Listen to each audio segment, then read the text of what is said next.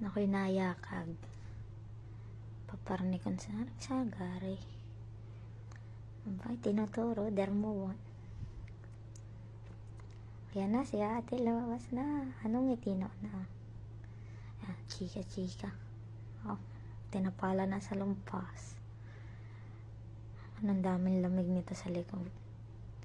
Ayan na nga, chill.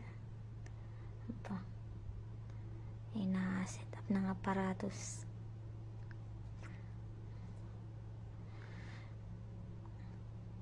Klaseng hindi. Ayun, tinuro daw ate, doon ho, masakit. Aray na, just, in-ultrasound. Tinitingnan kung may kulani. Ikaw kuya, may sugat ini. Kaya kinulani. Cellphone mo na. Ay, klaseng takos na. Tailan no na bilang niyang kulani pito. Ba, yag na, palabas. Klaseng tatanong kung magkano ang danyos. Pambayad ka ga, wala ka naman sahod.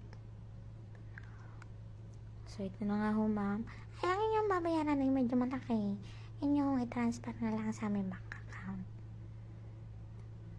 Tapos, so, ang inyo po mga gamot ay inyong inumin at talagang marami ho kayong kulani. O siya, sige ate. Pumasok ka tao rin. Ikaw natik pa lang.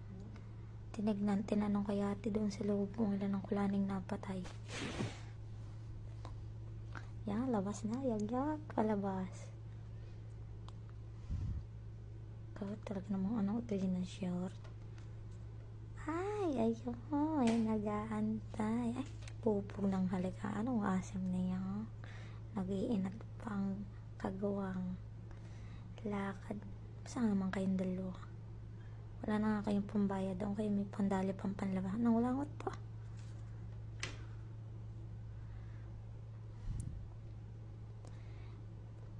So, ito na nga.